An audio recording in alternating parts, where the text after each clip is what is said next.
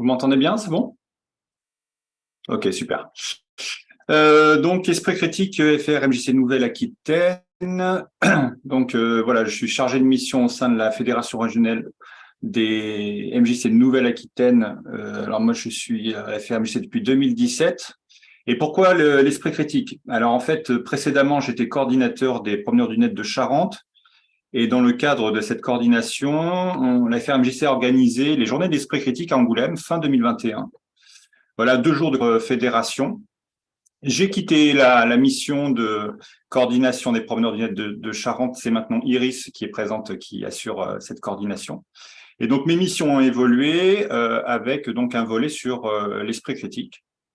Et puis, ça s'inscrit dans une démarche plus large, en fait, de la Fédération régionale, qui est dans une démarche de refondation pour repenser un peu les axes, les projets, l'état d'esprit même de notre réseau. Donc voilà, où on va décliner autour de l'esprit critique, de la formation de bénévoles de salariés, l'organisation de temps d'espace de réflexion et l'accompagnement et co-construction d'initiatives. Voilà, l'idée, c'est, voilà, comme c'est écrit, développer l'esprit critique dans le but d'émanciper et d'impliquer chacun et chacune et réaffirmer notre identité militante et alternative. Voilà, puisque l'esprit critique tel qu'on le conçoit, c'est pas juste aller éduquer les autres et leur expliquer en quoi ils pensent mal, mais c'est surtout déjà se poser la question de est-ce que je pense correctement, est-ce que notre organisation, est-ce que voilà, tout ça fonctionne bien, bien clairement, et en se donnant justement des outils utilisés dans les interventions à l'esprit critique. Donc, si je suis présent aujourd'hui, c'est parce que donc on intervient dans notre réseau, mais on intervient aussi auprès de réseaux partenaires, réseaux extérieurs. Donc là, dernièrement, je suis intervenu auprès d'Unicité. Je vais intervenir aussi pour des réseaux de promeneurs du net dans d'autres départements. Donc voilà, il y a des choses qui se sont mises en place à ce niveau-là. Et je vais vous présenter le type d'intervention que l'on fait, enfin que l'on propose. Alors c'est une intervention, formation, initiation. Alors c'est un peu compliqué de dire formation parce que c'est une seule journée, et former les gens à l'esprit critique en une seule journée, ça serait un peu présomptueux. Mais disons que c'est vraiment voilà une initiation pour commencer à entamer un processus de réflexion, voilà, qui peut ensuite être décliné sur d'autres actions, quoi. L'intitulé, c'est pourquoi croit-on à des trucs faux? Alors pourquoi ce titre? En fait, on parle beaucoup de rumeurs, de légendes urbaines, de théories du complot, de croyances bizarres, toujours avec un peu cette approche de dire, regardez, comme les gens en fait pensent n'importe quoi et croient facilement à n'importe quoi. Et en fait, on devrait se poser la question de est-ce que moi aussi, je suis pas en train de parfois croire à des trucs complètement débiles ou voilà, est-ce que les naïfs ou les naïfs c'est les autres et pas forcément moi, quoi. Donc l'idée de cette journée-là, ouais, justement, c'est de venir questionner tout ça de façon ludique et pédagogique, et c'est remettre en perspective notre façon de percevoir et de comprendre le monde qui nous entoure, mieux cerner nos erreurs de jugement et puis les manipulations de toutes sortes, et venir questionner nos certitudes. Voilà. Donc, comment est-ce que ça se décline? Là, c'est une proposition sur une journée de 6 heures, alors qui peut être modulable. Moi, je suis déjà intervenu sur, par exemple, deux demi-journées pour un public à partir de 12 ans. Moi, je suis déjà intervenu avec des scolaires en élémentaire, mais bon, c'est pas forcément très facile, très pratique. Mais voilà, donc à partir de 12 ans, c'est pas mal, et jusqu'à 99 ans, puisque je suis déjà intervenu avec des seniors en EHPAD. Donc et ils sont très friands de ce type d'intervention. Les objectifs de cette intervention, c'est comprendre le fonctionnement du cerveau et de la perception, réaliser qu'information et compréhension ne vont pas toujours de pair, se rendre compte que l'on peut croire avoir raison de bonne foi, ça nous arrive tous les jours, et être plus humble dans son rapport au monde extérieur. Et donc le programme précis, voilà, comprendre le fonctionnement du cerveau et de la perception, comment le fonctionnement du cerveau peut mener à l'erreur, au quiproquo, à la rumeur, voilà, la transmission de l'information, comment est-ce que je transmets l'information. Et puis aussi, il y a toute une partie aussi sur les biais cognitifs. Donc, en gros, comment est-ce que mon cerveau fonctionne et comment est-ce qu'il peut produire aussi des erreurs dans son fonctionnement. et les arguments fallacieux, c'est-à-dire que on a tous envie de défendre des causes, des choses qui nous paraissent justes ou importantes, et bien peut-être qu'on les défend aussi très mal. Alors ça veut pas dire qu'on a tort, ça veut dire qu'on les défend pas forcément très bien, quoi. Donc voilà, l'idée c'est en fait c'est de balayer tout ce qui peut faire que en fait ma réflexion, la façon dont mes certitudes, tout ça, sur quoi est-ce que ça se base? Est-ce que je devrais pas me méfier un petit peu de mes automatismes pour être plus pertinent ou pertinente, être plus efficace et mieux faire passer mes idées, quoi. Donc là, ici, j'ai quelques photos voilà, d'interventions que j'ai faites récemment. On a des salariés de la MJC, on a des jeunes en milieu scolaire, du public senior et puis donc des jeunes d'unicité en service civique. Voilà. Alors, c'est pas forcément évident parce que je vois pas tout le monde, mais je vais vous proposer, si j'ai le temps, 2 petits exercices. Dans l'idée, en fait, notre cerveau, c'est un outil génial parce que il fait qu'on en est encore là après des centaines de milliers d'années d'évolution. Mais il est assez imparfait parce que je crois qu'on va droit dans le mur, clairement, quand on voit ce que l'on a provoqué en termes d'inégalité, de discrimination et quand on voit l'état de la planète. Donc, on peut peut-être se questionner un peu sur le fonctionnement de notre cerveau.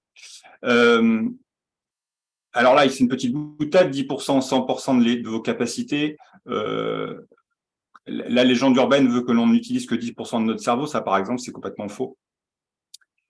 Un petit test de concentration. Alors, n'hésitez pas à ouvrir vos micros si vous voulez réagir. Est-ce que vous pouvez trouver l'erreur rapidement?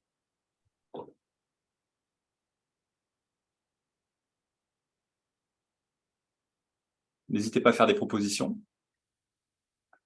Je pense que parmi nous, il y en a qui ont déjà fait l'exercice qu'ils connaissent. Est-ce que vous voyez des erreurs là dans le... Je sais pas, qu'est-ce qui pourrait être... Claire Maumont, là, du coup, c'est pas le B avec la lune, parce que les autres, c'est des signes du zodiaque, non? Le signe associé à la lettre. Ok. Je donne pas la réponse pour l'instant. Est-ce que quelqu'un a une autre piste? Il manque un E rapidement. Enfin, il manque EN à la fin. Je sais pas si c'est ça. C'est Iris, c'est ça? Oui. Non, mais Iris, elle est trop forte. Donc, en effet, c'est ça. En fait, c'est rapidement, il y a une faute d'orthographe. Alors là, qu'est-ce qui s'est passé? En fait, c'est l'exemple... en fait, on va trop vite. C'est-à-dire là, en plus, je vous dis, on fait un test. Vous voyez quelque chose, vous voyez une bande avec plein de symboles, comme ça. En fait, notre attention est focalisée là-dessus. On va foncer, tête baissée là-dessus, et on va commencer à chercher une explication. Donc, la proposition, là, par exemple, le B avec la lune qui est à l'envers, en fait, c'est pas logique par rapport aux autres signes parce que c'est signe du zodiaque. En fait, là, vous étiez en train d'établir toute une logique pour expliquer pourquoi vous avez fait ce choix. Sauf qu'en fait, là, ce bandeau, il est complètement arbitraire. C'est moi voilà, j'ai mis des symboles comme ça au hasard. Il n'y a pas de logique derrière. Mais en fait, ce qui s'est passé, c'est comme on était concentré là-dessus, on n'a pas pris en compte tout ce qu'il y avait autour. Et en fait, si on avait regardé tout ce qu'il y avait autour, on aurait pu trouver déjà qu'il y avait l'erreur dans rapidement. Donc voilà, des fois on va trop vite, on est focalisé sur un truc et puis on voit pas tous les éléments et on se trompe. En termes de concentration aussi, par exemple, Colgate avait fait une pub pour du fil dentaire et apparemment il y a un truc bizarre dans les...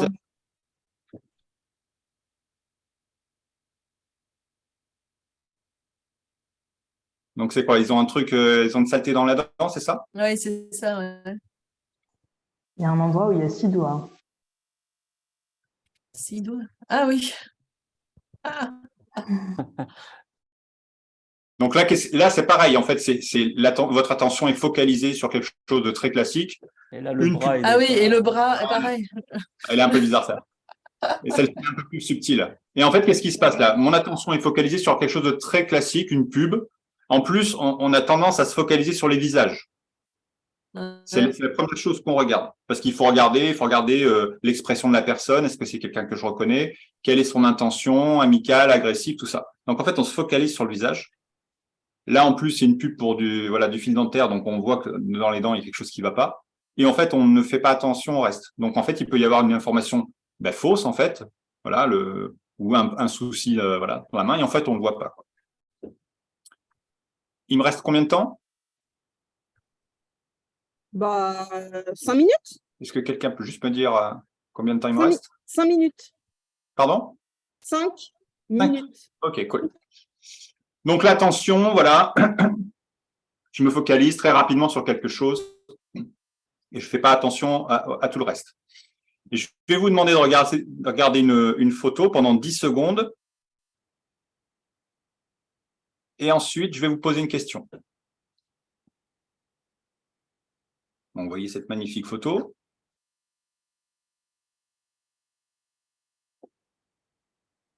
C'est bon? Alors, combien y a-t-il de bateaux, de vélos et de voitures? Alors,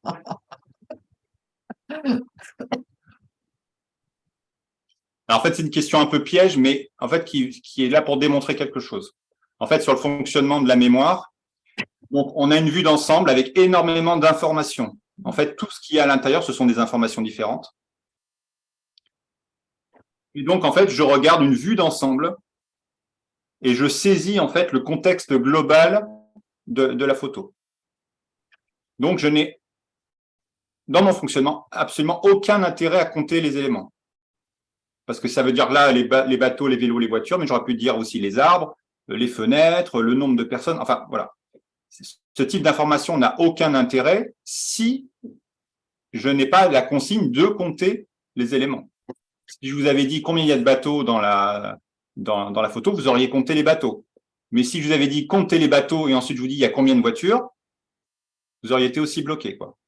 En fait, pardon, oui?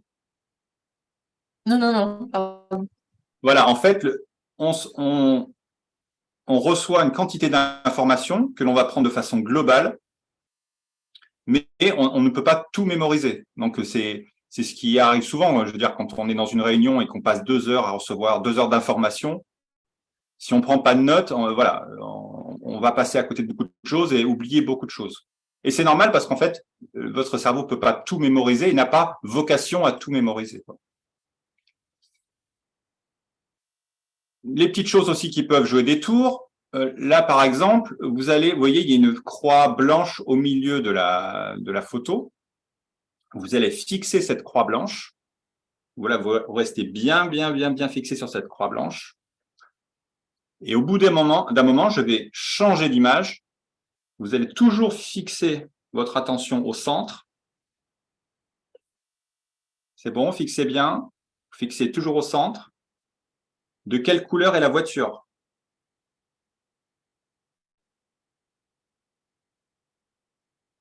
Soit bleue, soit grise. Donc, je refais parce que l'effet fonctionne toujours. Donc, vous fixez bien au centre. Je change. Ouais. Donc, en fait, on a une transposition des couleurs alors que l'image est en noir et blanc. C'est-à-dire qu'en fait, la couleur, on appelle ça la persistance rétinienne. La couleur va, en gros, pour schématiser, mais s'imprimer au fond de l'œil. En fait, vous allez forcer votre œil à imprimer les couleurs au fond de l'œil. Et quand je vais changer d'image, en fait, il va appliquer. Alors là, de façon un peu étrange, parce qu'en fait, la voiture est orange et elle devient bleue. Voilà, il y a un jeu de contraste qui se joue. Mais en fait, ça, voilà, c'est juste pour vous démontrer qu'en fait, le cerveau va coller des choses, il va interpréter le réel, il va capter le réel via ses sens, et il va l'interpréter d'une façon qui n'est pas toujours juste, quoi. Tant et si bien que, par exemple, là, sur cette image, vous voyez les personnages à droite, eh bien là, Popeye est plus grand que les 2 autres personnes à droite. Alors, vous pouvez tester, hein, vous pouvez mesurer avec vos doigts sur l'écran. En fait, on a l'impression qu'il est plus petit. Et pourtant, parmi les personnages de droite, c'est le plus grand. Donc ça, c'est une illusion qu'on appelle l'illusion de Ponzo. On peut la voir aussi ici, avec les voitures. Les 3 voitures qui sont sur la photo de gauche sont de la même taille. Donc, c'est très agaçant parce que moi, chaque fois que je fais la démonstration, avant de faire la démonstration, souvent, je mesure pour être sûr que je suis pas en train de dire quelque chose de faux. Et pourtant, non, elles sont bien de la même taille.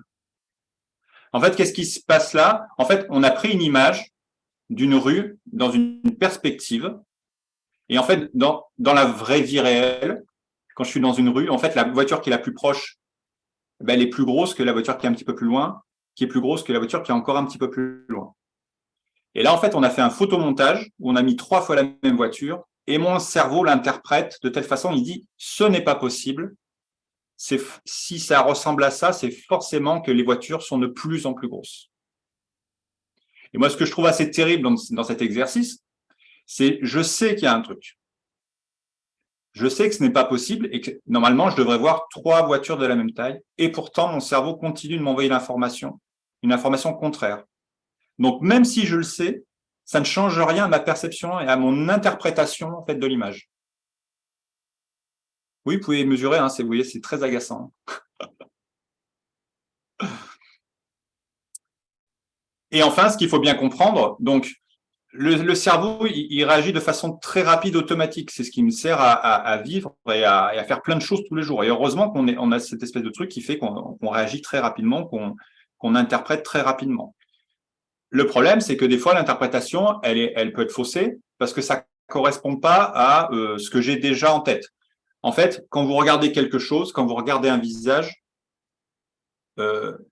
votre cerveau va prendre qu'une partie de l'information qu'il reçoit. Il va prendre quasiment plus de la moitié de l'information qu'il a déjà en tête pour reconstituer l'image. En gros, si je regarde un arbre dehors, en fait, ma perception va m'envoyer des formes qui ressemblent à un arbre et je vais reconstituer l'image de l'arbre dans ma tête. En fait, la plus grande partie de ce qui va générer l'image de l'arbre dans ma tête, c'est ce que j'ai déjà en mémoire. Ça peut paraître fou, mais en fait, on se sert que peu de la réalité pour reconstruire les choses en mémoire. Tout ça, c'est une question de rapidité, en fait. C'est comme si avec un ordinateur, en fait, vous allez utiliser ce qui est déjà en mémoire plutôt que de le refaire. Ben là, c'est pareil. Et le problème, c'est que quand on voit quelque chose, des fois, le cerveau va percevoir, va commencer déjà à reconstruire le truc dans sa tête, mais peut-être que j'ai mal vu ou que j'ai mal compris et il va générer une image que je ne comprends pas. Donc là, par exemple, ici, on a des choses qui me paraissent familières, mais il y a un truc bizarre. Et en fait, il faut que je me concentre pour essayer de comprendre en fait ce qui se passe vraiment dans l'image. Donc ici, par exemple, avec le type qui a un bras qui fait 2 mètres. Ou alors j'aime bien celle-ci aussi. Vous voyez, à gauche, on n'arrive pas à comprendre si en fait ce sont des bateaux qui flottent ou si c'est un photomontage. Et à droite, moi ce que je trouve très intéressant, est-ce que quelqu'un sait ce que c'est à droite?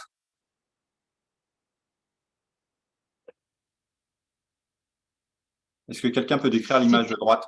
C'est pas du givre sur un pare-brise de bagnole, Bravo. c'est-à-dire ouais. Bravo. On a l'impression d'explorateurs qui sont au pied d'un. Ouais, non, en effet, c'est du givre sur un pare-brise. Donc là, c'est typiquement ça en fait. Ça ressemble à un petit bateau à côté d'un iceberg. Donc c'est ma première interprétation. Mais si je regarde bien et que j'analyse, en effet, c'est pas ça. Et moi, ce que j'aime bien, c'est que aussi les interprétations, elles permettent aussi de déterminer le degré de perversité des gens.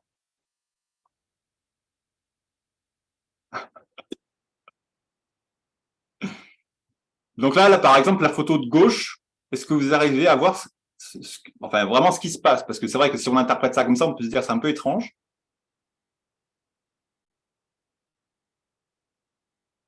Est-ce que quelqu'un peut comprendre ce qui se passe en fait dans la photo? Une main sur une jambe. Voilà. En fait, c'est quelqu'un qui est assis et qui croise la jambe par-dessus, qui croise la jambe par-dessus son autre jambe et qui a son bras. Un peu comme la photo de droite. Voilà. Et voilà, en fait, le cerveau va capter une partie des informations et va générer tout de suite une interprétation. Et le problème, c'est que dans la vie de tous les jours, on fait beaucoup ça, en fait. C'est-à-dire quelqu'un commence à nous parler, on prend une partie de l'information et on est déjà en train d'interpréter ce qu'il est en train de dire. Et puis et souvent, c'est si on a des préjugés sur les idées de la personne ou sur la personne ou suivant le contexte, on va déjà être en train d'interpréter de façon erronée, quoi. On s'arrête là. Ouais, voilà. Je vous remercie. Donc voilà, n'hésitez pas à me recontacter si vous voulez plus de détails, parce qu'après il y a des choses beaucoup plus techniques, il y a des choses que l'on peut faire en groupe. Là, c'était un petit peu compliqué l'exercice en visio, mais voilà, n'hésitez pas à me recontacter. Merci. Peut-être si tu veux mettre ton contact dans le chat. Oui. Est-ce qu'il y a des réactions, des questions Non, j'ai trouvé ça super intéressant et ça doit être très, très sympathique à faire auprès de jeunes aussi. Franchement, avec les... Voilà. Par contre, le stagiaire de 3e, il s'est trompé sur les pubs Colgate au niveau de Photoshop. Il ne maîtrisait pas trop. Alors ce qui est, moi, ce que Non, je trouve vraiment chouette, c'est de faire aussi avec des publics mixtes. Parce que là, par exemple, avec Unicité, on avait des jeunes d'Unicité et des seniors. Et en fait, les seniors, enfin les adultes, nous les adultes, avons des positionnements très tranchés sur qui a besoin d'esprit critique. Donc les jeunes ont besoin d'esprit critique, nous ça va. Et puis dès qu'on vient questionner tout ça, tout de suite là, ça frictionne un peu, quoi. Ben oui, on se rend compte qu'on va trop vite, on croit qu'on pense mieux que les autres. Donc c'est assez intéressant d'avoir aussi une mixité de public sur ce type d'intervention. J'ai 2 remarques par rapport au déroulé. Déjà, dans la question pourquoi quand on a des trucs faux, je me suis noté peut-être définir le mot truc et dans quel domaine on est. Parce que par exemple, dans le domaine médical, le phénomène placebo, comment tu l'expliques, comment on peut l'expliquer, parce que c'est souvent du domaine de la croyance. Et puis moi, j'ai une réaction aussi par rapport à la foi, enfin, tout ce qui est cultuel, dans quelle mesure, enfin, tout ce qui est secte, religion, ou quoi ou qu'est-ce, c'est quoi le domaine de la croyance, quelles sont les limites entre des choses qui ne s'expliquent pas forcément, mais qui existent, enfin, voilà, parce qu'il y a des définitions de sociologues hein, sur ce thème-là. Et par rapport à la mémoire, la mémorisation, l'exercice que tu nous as fait, de suite, j'ai pensé, alors c'est très caricatural, mais aux autistes qui arrivent à te dire, ben là, il y avait X personnages, X, tu sais, voilà, est-ce que c'est du coup un dysfonctionnement du cerveau ou une capacité du cerveau que les autres n'ont pas, enfin voilà, quelle est cette différence et cet écart? Alors là sur le fonctionnement de la mémoire, en effet, il y a des gens qui ont des troubles de la mémoire, voilà, qui ont du mal à mémoriser ou alors qui surmémorisent. Ouais, c'est ça. Voilà. Donc ça, après, c'est un fonctionnement autre du cerveau. Voilà. Donc on n'est pas Après, tous égaux par rapport à nos capacités. non. On a une base Oui, commune. non, mais c'est intéressant aussi de le signaler. Oui, mais on a une nous, base on était des personnages lambda, j'ai envie de dire, mais on aurait pu avoir dans ton panel des surmémorisateurs, je ne sais pas comment on l'appelle. C'était très intéressant parce que sur une des interventions que j'avais faites, un des seniors avait fait un AVC en fait et avait dû tout réapprendre. Et donc c'était intéressant aussi de venir questionner tout ça, le fonctionnement du cerveau. Après, non, je suis pas encore tombé sur quelqu'un qui mémorise absolument tout, même si D'accord. voilà, l'hypermnésie, voilà, je vais chercher le terme, même si elle a différentes facettes, hein, parce que c'est pas non plus, les gens se souviennent pas non plus de tout absolument, quoi. Mais ils peuvent avoir des capacités à mémoriser, oui, en effet, des noms, des visages, des lieux, des chiffres de façon bien plus importante que nous, quoi. Pour ta question sur la croyance, là, tel qu'on l'aborde là, alors déjà, le titre, il a un peu un pied de nez parce qu'en gros, on entend toujours cette espèce de phrase de dire, les gens, il y a vraiment des gens qui croient à des trucs débiles ou, oui, parce qu'en fait, c'était un peu dire en fait, mais est-ce que la personne qui croit à des trucs débiles, est-ce que t'en fais pas partie, quoi, voilà. Après, sur la terme, c'est un jugement de valeur, du coup. Non, mais voilà, c'est plutôt venir questionner cette espèce de préjugés qu'on peut avoir sur la façon de penser des autres, quoi. Voilà. Okay. Et on n'aborde pas les croyances religieuses sur ce temps-là parce que c'est pas le lieu et on n'a pas le temps et puis c'est un sujet très plus complexe à aborder. Mais c'est plutôt en gros de dire, surtout c'est qu'en fait on génère tous des croyances de toutes sortes. Que ça peut être de la pensée magique, quoi. Par exemple, je prends souvent l'exemple de dire que des fois, quand je vais faire un long trajet en voiture, la veille, souvent, je me dis ah ben, je vais peut-être avoir un accident de voiture, mais comme je viens de penser que je vais avoir un accident de voiture, j'aurai pas d'accident de voiture. Donc ça, c'est de la croyance en fait. Et même si je m'estime très rationnel ou me dire non, quand même, ben je peux pas m'empêcher de générer ce type de raisonnement qui est en fait de la croyance, parce que le fait que je pense à ça n'a absolument aucun effet. Enfin, moi, j'estime que je crois que ça n'a aucun effet sur ce qui va m'arriver. Voilà. Ok. Mais on peut avoir plein de petits, voilà, et puis surtout, c'est qu'en fait, notre cerveau fonctionne comme ça. En fait, notre cerveau, en fait, a la capacité géniale d'imaginer le passé, le futur, d'anticiper. Et donc, en fait, il doit générer des scénarios, il doit générer des choses. Et ben, ça génère aussi des croyances, c'est-à-dire ça génère aussi des schémas de pensée, des choses. Mhm. Là, par exemple, sur ce temps-là, je pouvais très bien me dire, en fait, je vais avoir un problème technique, ça va mal se passer, il faut vite que je prépare un truc. En fait, j'en sais rien, je sais pas, je peux pas. Mais on a besoin de générer comme ça des choses, en fait, d'imaginer. Merci.